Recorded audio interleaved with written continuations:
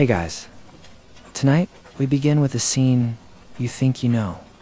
Picture it, the belly of a massive Roman warship. Hundreds of men, their bodies glistening with sweat, muscles straining in perfect, agonizing rhythm. A cruel overseer cracks a whip, his face a mask of contempt. The hero, a nobleman unjustly condemned, grits his teeth, his eyes burning with defiance, planning his escape and his revenge. It's a powerful image, isn't it? Burned into our collective consciousness by Hollywood. Epics like Ben-Hur is the quintessential picture of suffering and injustice in the ancient world. It is also, for the most part, a complete and utter lie.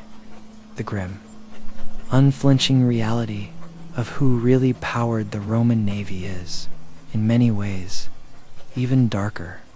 It's a story not of noble heroes and whips, but of systematic, soul-crushing despair, of economic desperation, and of an industrial-scale meat grinder that chewed up the poor and spat out an empire. The truth is, you didn't need a whip to make these men row. Their own lives had already done the whipping for you. So before you get comfortable, take a moment to like the video and subscribe, but only if you genuinely enjoy what I do here.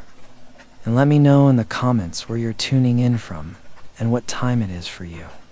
It's always fascinating to see who's joining us from around the world. Now dim the lights. Maybe turn on a fan for that soft background hum, and let's ease into tonight's journey together. So, let's get this first, most persistent myth out of the way. The idea of Roman warships being crewed by legions of chained slaves is one of the most successful marketing campaigns in historical fiction. It's dramatic, it's simple, and it provides a clear good guy versus bad guy dynamic. But think about it from the perspective of the Roman state, which was, above all else, ruthlessly practical. A warship, say a classic trireme or its bigger, beefier cousin, the quinquareme, was the ancient equivalent of a stealth bomber. It was a ruinously expensive, high-tech piece of military hardware. The wood had to be sourced and seasoned, the pitch and bronze fittings procured, the complex arrangement of the hull engineered for both speed and strength. You don't hand over your multi-million-dollar weapon system to a crew of people who, to put it mildly, have a vested interest in seeing you lose. The men who rowed these ships were for the vast majority of Roman history not slaves. They were called remiges, and they were free men. They were the poorest of the freeborn citizens, the proletary men who owned no land and had no trade, whose only asset was their own body. They were provincials from coastal towns in Greece, Syria, and Egypt, men with a long tradition of seamanship. They were freedmen, former slaves, who had earned their liberty and now needed a way to earn a living. They were, in essence, professional military contractors. They signed up for a term of service. Typically around 25 years on, they received pay. It was terrible pay, mind you, but it was pay nonetheless. In fact, they often ranked just below the legionaries in the military hierarchy. Why? Because rowing a warship, especially in combat, is not a simple task of just pulling on a stick. It's a highly skilled, coordinated effort.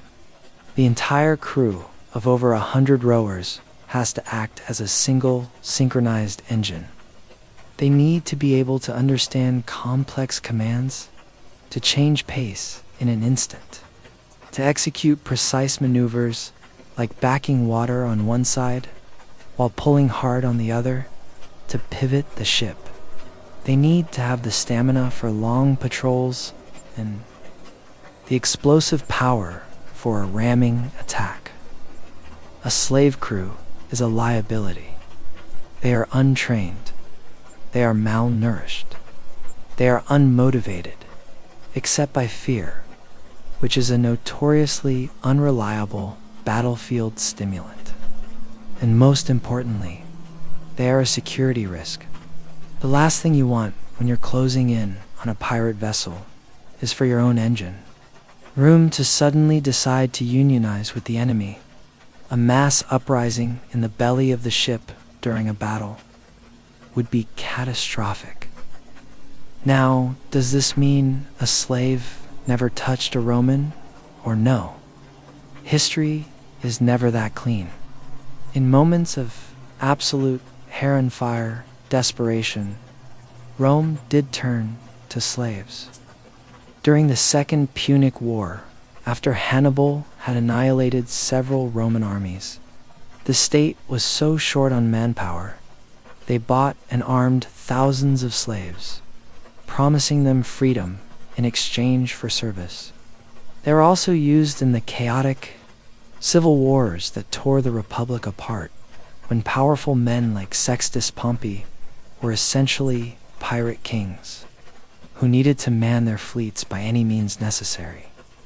But these were the exceptions, the last-ditch efforts of a state or an individual on the brink of collapse. It wasn't standard operating procedure for the day-in, day-out business of policing the Mediterranean, of making the Mare Nostrum, RC, a reality. Rome relied on the desperate and the poor. The reality for these men wasn't the sharp crack of a whip. It was the dull, unending ache of a life with no other options. It was a choice, but a choice from a truly terrible buffet. So, let's leave the Hollywood soundstage behind. Let's erase the image of Charlton Heston. Instead, let's put you in the shoes of a real recruit. A 17-year-old named Gaius from a slum in the Suburra district of Rome, circa 70 AD, during the reign of Vespasian. You've never seen the sea. Your father is dead. Your mother takes in laundry, and your prospects are somewhere between begging and starving. One day, you see a recruiting officer for the Navy. He doesn't promise glory or riches. He promises food. He promises pay. And in your world, that's enough. You sign up. You take the oath, and you are sent to Misenum, the largest and most important naval base of the Roman Empire. Your new life is about to begin. And trust me, you will spend every single day of it wishing for an end. Forget any picturesque image of a sun-drenched Italian harbor. Misenum is not a postcard. It is a sprawling, industrial, military complex dedicated to the singular purpose of projecting Roman power across the waves. As your transport gets closer, the first thing that hits you isn't a refreshing sea breeze. It's the smell. It's an overwhelming, multi-layered assault on your nostrils. There's the sharp, chemical tang of hot pitch and tar from the caulking yards, where ships are perpetually being sealed and waterproofed. Underlying that is the damp, musty smell of tons of cut timber stacked and seasoning in vast sheds. Then comes the smell of the harbor itself, not the clean brine of the open ocean, but the stagnant, oily water of a busy port, thick with bilge waste, sewage, and the rotting refuse tossed from hundreds of ships. And woven through it all is the smell of humanity, the sweat and grime of thousands of sailors, marines, and laborers packed into one place. It's the smell of a factory town, a shipyard, and a sewer, all rolled into one. The sounds are no better. It's a constant, deafening cacophony, the rhythmic thump, thump, thump of mallets on oakum, driving it into the seams of a hull. The high-pitched scream of saws cutting through wood, the clang of hammers in the forges, repairing anchors and metal fittings, the rumble of heavy ox carts dragging supplies over stone roads, and over it all, the shouting, men yelling orders in a dozen different languages: Latin, Greek, Syriacta, lingua francas of the sea. There is no peace in Misenum. You are herded off your transport with a group of other pale, nervous-looking recruits. You are shoved into a line and inspected, not for your breeding or your intellect, but for your raw physical potential. A grizzled petty officer, a man whose face looks like a badly repaired leather bag, walks down the line. He pokes your chest, squeezes your arms. He's not looking for a hero. He's looking for a beast of burden. You pass. Next, you're issued your kit. There is no gleaming armor, no proud eagle standard. You are handed to rough, scratchy tunics made of undyed wool. They feel like burlap sacks, and they will be your constant companion, chafing your skin raw, whether they are wet with sweat or seawater. You get a pair of flimsy sandals and a single coarse blanket. That's it. This isn't the Legion. You are not a proud symbol of Roman might. You are a cog in the machine, a disposable, organic part. You're assigned to a barracks.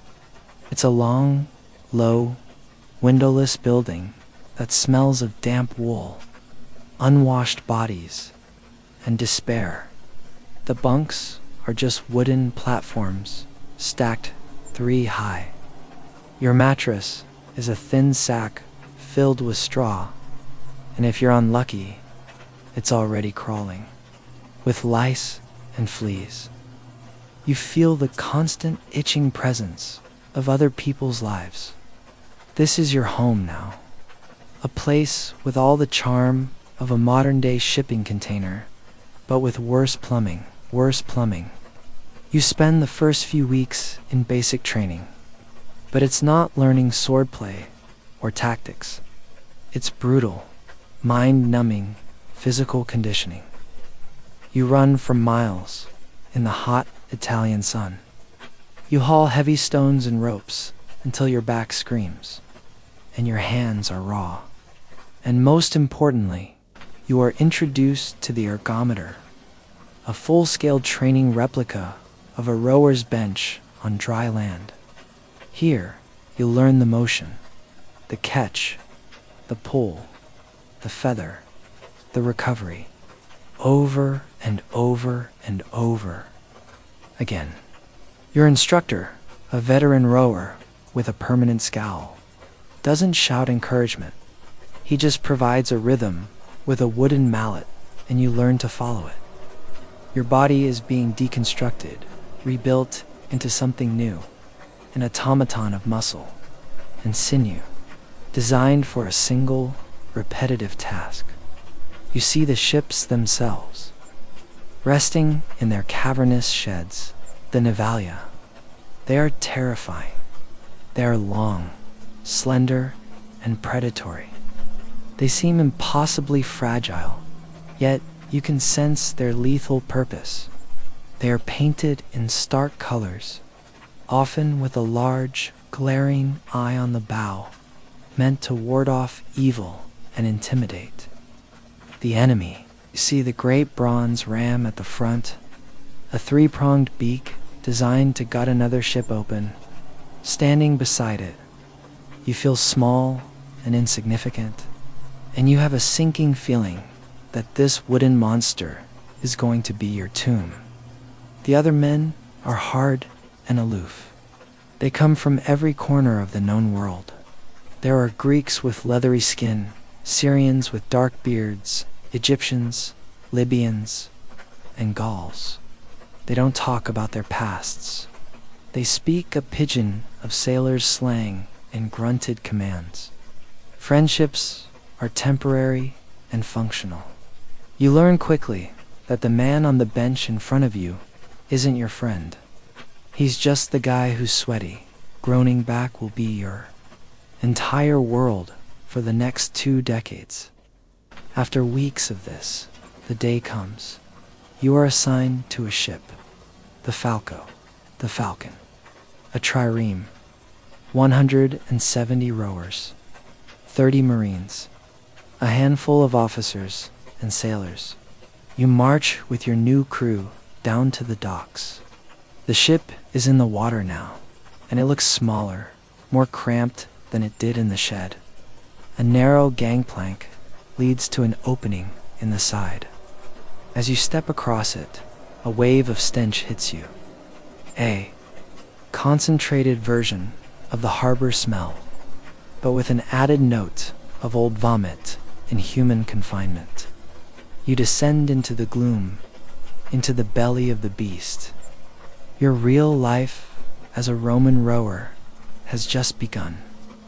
Stepping inside the hull of the trireme is like entering a different world, a claustrophobic nightmare dimension.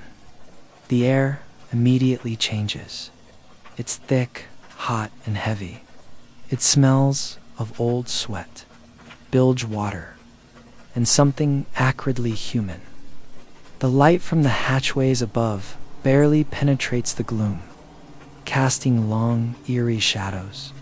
The ship is, for all intents and purposes, a hollowed-out log packed with men. And you are in the deepest, darkest part of it. Your place is on the bottom level of rowers, the Thalamians. This is the worst seat in the house.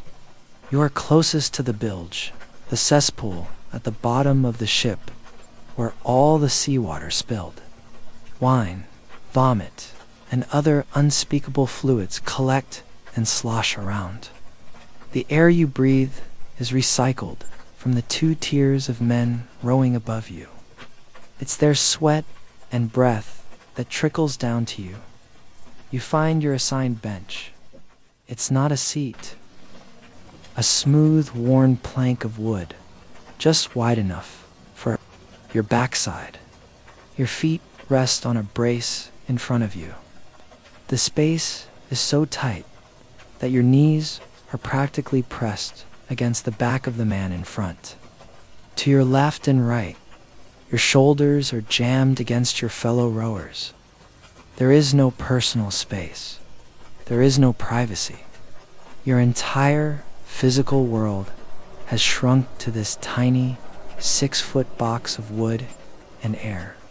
This bench is your office, your dining room, and your bed. The oar is already there, threaded through a leather-lined oarport called an escoma. The port is greased with animal fat to allow for smooth movement, and that rancid smell is now part of your permanent sensory landscape. You take your position, and the reality of the machine you've become a part of sinks in.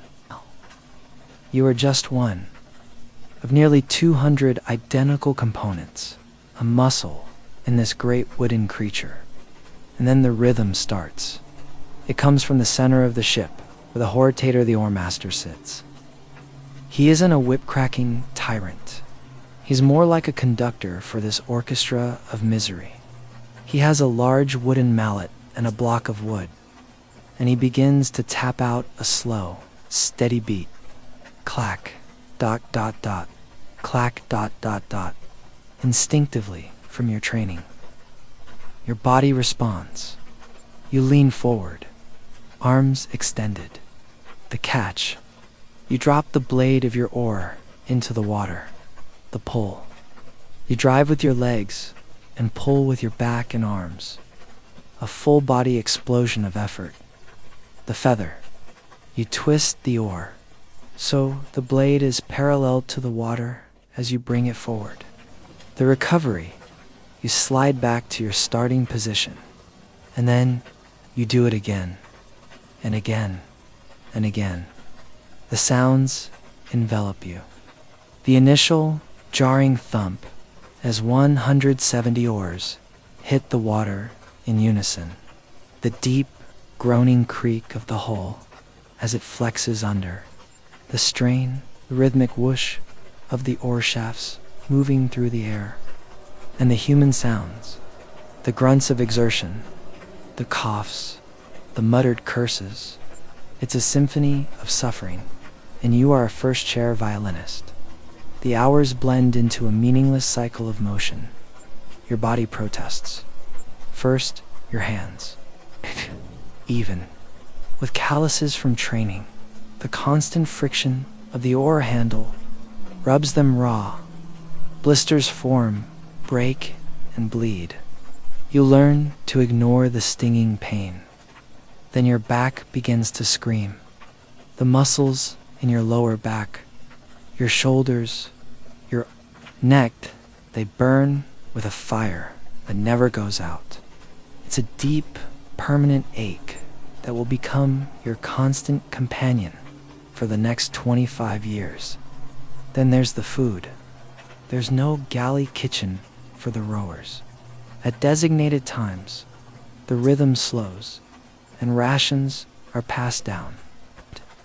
The staple is Pawnee's nauticus, or sailor's bread. This isn't a fluffy loaf. It's a rock-hard biscuit, twice baked to remove all moisture so it won't spoil. It's so hard, you have to soak it in water or cheap wine to make it even remotely chewable. Think of it as the original organic Lego brick, but you have to eat it. That's your carbohydrate. For protein, you might get a handful of dried lentils, or some salted fish that stinks to high heaven and is more salt than fish. The universal drink is pasca, a mixture of cheap, sour wine and water. It was mildly antiseptic and provided some calories, but it was hardly a refreshing beverage. This isn't a meal, it's fuel. It's the minimum caloric intake required to keep the human engine from seizing up. You eat on your bench, crammed in the filth. The smell of your meager ration mixing with the ever-present stench of the bilge. And what about ... sanitation? To put it bluntly, there isn't any. For basic needs, buckets are passed down the rows. In the calm seas of a routine patrol, this system is merely disgusting. The buckets are full, they slosh, they spill. The floor is perpetually damp and foul. But if the sea gets rough, it becomes a nightmare. Seasickness is rampant, even among veteran sailors. Men vomit where they sit, adding to the vile stew on the floorboards. The stench becomes unbearable, a thick, choking miasma of human waste and misery. Sleep. Don't be absurd. There are no bunks. When your shift is over, you don't retire to a quiet corner. If the ship is on a long-distance patrol, you might be allowed up on the open deck to sleep under the stars, crammed between coils of rope and the Marine's equipment. But most of the time, especially in rough weather, you sleep right there on your bench. You curl your body onto the hard plank, your head resting on your meager blanket, your face inches from the filth-caked floor. The air is still thick with the smell of your sleeping comrades. The ship still creaks and groans. Sleep is not a rest. It's a brief, fitful escape into unconsciousness before the next shift begins. This this is your life. Day after day, week after week. The same motion, the same stench, the same ache, the same terrible food. Your body becomes a machine, but your mind is a prisoner. You lose track of time. Your world is the back of the man in front of you, the worn wood of your oar, and the ceaseless rhythm set by the hortator. The sun rises and sets, but you only know it by the slight change in the light filtering through the oar ports. You are living in a sensory deprivation chamber, except instead of silence and darkness, it's filled with stench and noise and pain. You're not just a rower. You are part of the ship's infrastructure, no different from a plank or a rope, but with the unfortunate ability to feel every moment of it. Let's talk more about the job itself, the actual mechanics of rowing. Because, again, this is not just pulling on a stick. It is a science and an art form, born of brutal necessity. The oar you're holding isn't some lightweight paddle. A Roman triremes oar was around 14 feet long. In the larger quinqueremes, they could be massive, over 30 feet long, and so heavy that they were counterbalanced with lead weights at the handle. These weren't operated by a single man. Common misconception that the quinqua in quinquareme meant 5 banks of oars. It actually referred to 5 rowers per unit, so you'd have 3 banks of oars, but the top 2, the longest ones, would be operated by 2 men each. The bottom, or the shortest, would be operated by 1. It was a complex, layered system, and there was a distinct hierarchy of pain. As a Thalamian on the bottom, your job sucks. The air is foul, the space is tight, and you're sitting in the splash zone for every kind of filth. But your oar is the shortest and most manageable. The guys in the middle bank, the Zygians, have it a bit better in terms of air, but their oar is longer and heavier. The kings of the rowing world, if you could call them that, were the Thranites on the top deck. They had the best position, right under the open sky. They got fresh air, they could see daylight. They also got paid the most, but their job was by far the hardest. Their oars were the longest and heaviest, angled down at a steep, awkward degree. The physical strength required to manage one of these massive timbers was immense, was a job for the strongest, most experienced men. So while their environment was better, their physical torment was arguably the worst. It was a choice between breathing poison in the dark or having your spine compressed into dust in the sunlight. A terrible menu of options. The man who orchestrated all of this, the hortator, was the ship's transmission. He was the crucial link between the captain's intent and the ship's action.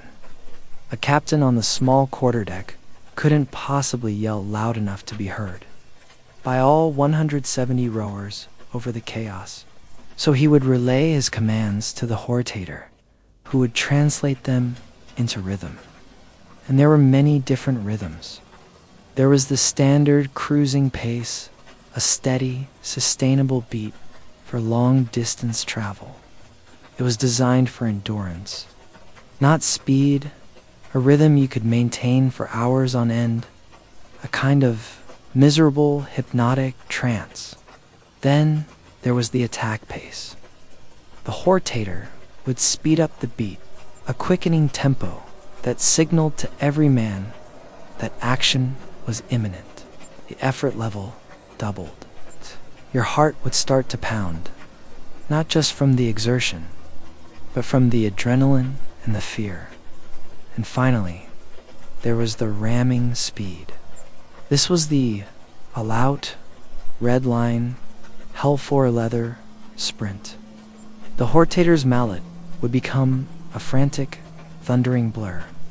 This was a pace you could only maintain for a few minutes. It was a full-body, lung-searing, muscle-tearing explosion. Every sinew in your body screamed as you threw your entire weight into every single stroke. This was the moment the ship became a missile, and you were its rocket fuel. Coordination was everything. A single rower falling out of rhythm was a disaster.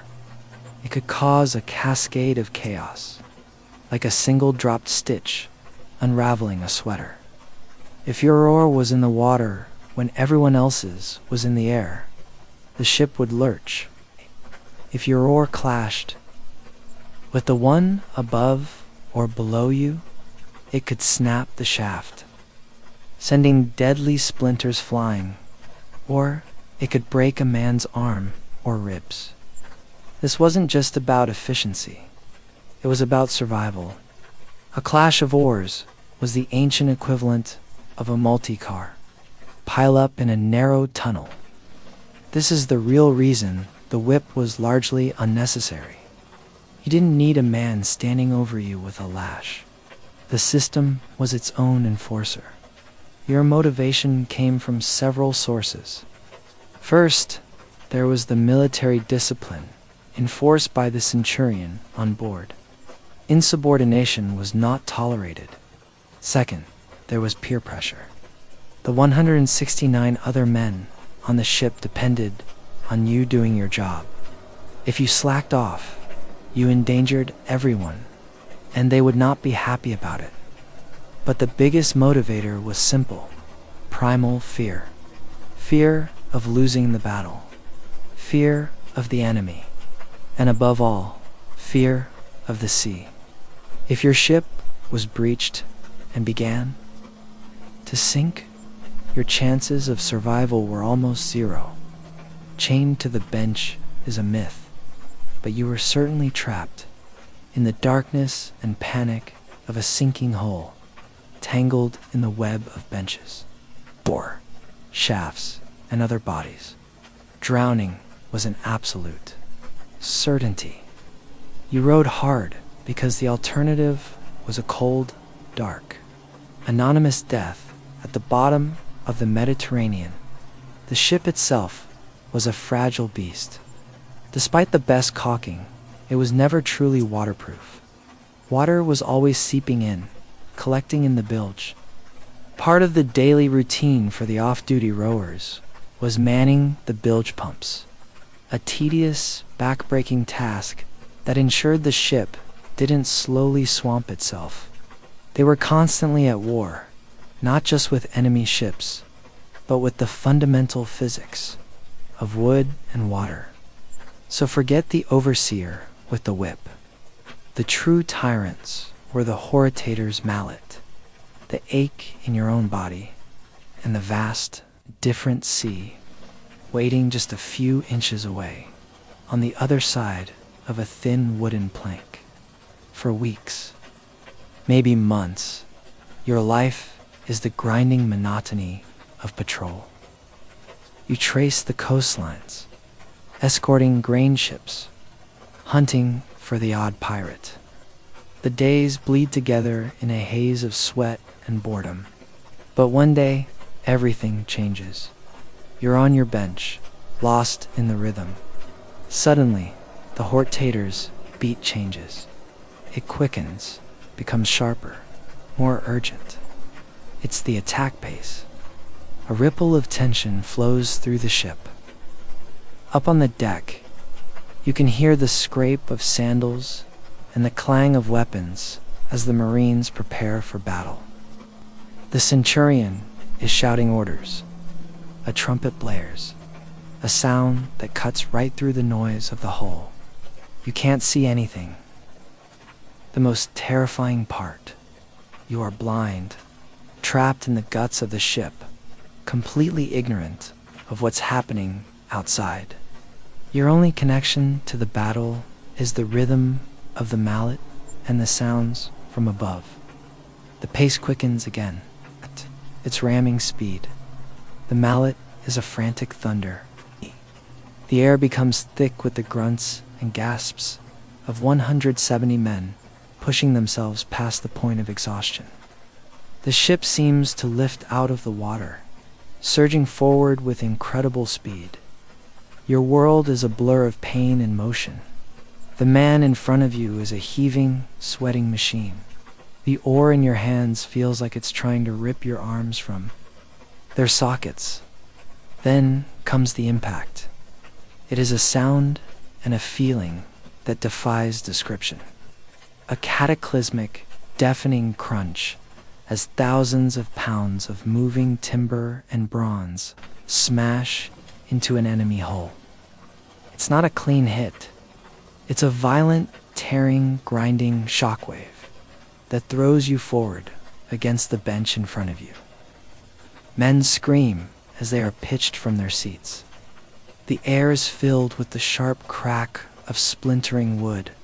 For a moment, there is chaos. The rhythm is gone. The ship lurches sickkeningly. Then you hear it. The sounds of battle directly above your head. The guttural war cries. The high-pitched screams of the wounded. The brutal, percussive clang of sword on shield. Your ship has either rammed the enemy or been rammed. Now, the Marines are fighting it out deck to deck. Down below, your world is tilting. Water, cold and shocking, begins to pour through a breach in the hull. It starts as a trickle, then becomes a torrent, flooding the lower decks. Panic sets in.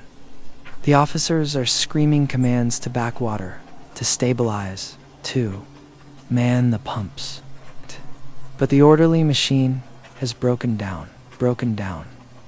This is the moment of truth. This is where your fate is decided by forces utterly beyond your control. Scenario 1. Victory. The ramming was successful, and the other ship is sinking. The fighting above dies down. The immediate danger is past. Your job now is grim. The ship is damaged and taking on water. You and the other rowers, exhausted and terrified, are now a frantic damage control party. You work the pumps with aching muscles, a desperate attempt to expel the sea from your ship. You help clear the dead and wounded from the decks. You are alive, but the specter of death has just passed by, close enough to touch. If the battle was a great success, there might be a reward. Prize money from the captured ship and its cargo would be distributed among the crew. This was the bonus, the incentive that kept men signing up. But it was a pittance. After the state and the high-ranking officers took their considerable shares, what trickled down to you, the rower, was barely enough to buy a few nights of decent wine and forgetfulness in port. It's the ancient equivalent of your boss giving. You have pizza party after you've worked a 90-hour week to save the company. A nice gesture, but it hardly feels proportional to the risk. Scenario 2. Defeat. The enemy Marines are winning the fight above. Or worse, their ram has hit you squarely. The breach is too big. The water is rising too fast. The ship is going down. This is the ultimate horror. The officers might try to maintain order, but it's a losing battle. The light from the hatches is blocked as the ship lists, plunging you into near total darkness. The water is at your ankles, then your knees, then your waist. It's cold and filled with debris. Men are screaming, praying, cursing. The orderly rows of benches become a deadly maze, an underwater cage. You are not chained, but you might as well be. Tangled in oars, trapped between benches, weighed down by your waterlogged tunic. Survival is a statistical improbability. There is no glory here, no heroic last stand, just a frantic, futile struggle in the cold, dark water, surrounded by the drowning cries of your comrades. Your end is not to be killed by a sword, but to be swallowed by the sea. Your body sinking into the silent depths, your name and your suffering completely forgotten. Another anonymous casualty, another broken part of the great Roman war machine, discarded at the bottom of the sea. This is the reality of naval combat for a rower. Minutes of sheer explosive terror, followed by the grim aftermath, all experienced from a blind, helpless position. You are the engine of war, but you are also its most disposable fuel. Let's assume you survive. You beat the odds. You don't drown. In a sinking ship, you don't die of dysentery from the foul water. You don't get obliterated by a catapult stone during a siege. You endure. For 25 years, you pull on that, or you watch the seasons change through a tiny oarport. You watch the boys who signed up with you grow into hard, grim-faced men. And then you watch many of them disappear, replaced by new, nervous recruits. Finally, the day of your discharge comes. You are perhaps 42 years old. You stand on the docks, admissing one last time, a free man. You are given your honus demissio, your honorable discharge. Along with it comes your pension. It's not a monthly check. It's a one-time payment, a modest sum of money called a premia. Or, more commonly, you are granted a small plot of land. This sounds nice, doesn't it? A little farm to call your own? But this land is rarely prime real estate in Italy. Often marginal land in a far-flung province, Romania, or North Africa, or Spain. It's a plot of rocky soil that no one else wanted. You, a man who has spent his entire adult life at sea, are now expected to become a farmer, to coax a living from this unforgiving ground. But it's not just the land that's been worn out. It's you. Your body is a wreck, a walking testament to a lifetime of brutal, repetitive labor. Your back is permanently stooped, your spine compressed from decades of pulling. Your hands are gnarled, the joints swollen with arthritis, curled into permanent claws from gripping the oar. You have respiratory problems, a shipman's cough from years of breathing the damp, foul air in the hull. Your hearing might be damaged from the constant noise. You are not a proud veteran, standing tall and straight in your retirement. You are a broken man. You walk with a painful limp. Every morning, you wake up with an ache so deep and so familiar, it feels like a part of your own skeleton. You have your freedom, but what does it mean? You are too old and too broken to start a new trade. Your social skills have been honed in. An environment of grunts and curses, not in polite society. You are an outcast, a strange, hunched figure with a sailor's rolling gait who frightens children in the local market. The great irony is that the Roman state saw you as a success story. You survived. You served your term. You were paid. The system worked. The great fleets that kept the grain flowing to Rome, that crushed piracy, that allowed the empire to flourish, they were powered by you. The peace and prosperity of the Pax Romana was built upon the foundation of your aching back. The grandeur of Rome, the marble temples, the triumphal arches, they were all paid for, in part by your silent, rhythmic, anonymous suffering. The movies give us the heroic slave who rises up to claim his vengeance. The reality is so much grimmer and so much more mundane.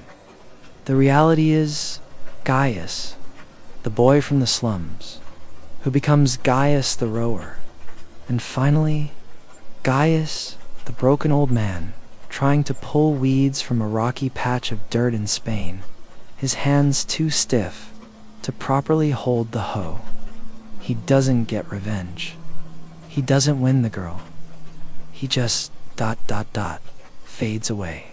His story, and the story of the hundreds of thousands of men like him, is the engine noise of the Roman Empire, a low, constant groan of human misery that is almost entirely lost to history.